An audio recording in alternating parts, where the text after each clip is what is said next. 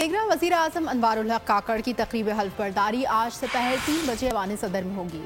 सदर मुमलिकत आरिफ अलवी निगरान वज़ीर आज़म से हल्फ लेंगी।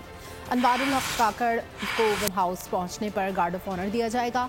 चेयरमैन सेनेट सादिक सिंजरानी, निगरान वज़ीर आला पंजाब मोहसिन नकवी ने अनवारुल हक से मुलाकात की, मुबारकबाद दी। सादिक सिंजरानी का कहना था बलोचिस्तान से निगरान वज़ीर आज़म की नामजदगी खुश आइंद है। तारीख का अमीर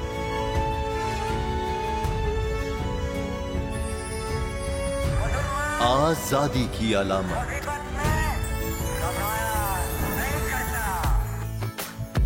हुस्न का आईनादार,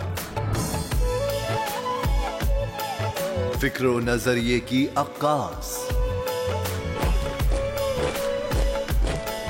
सरफराजी का गवाह, यानी हम सबका निगहबान पाकिस्तान।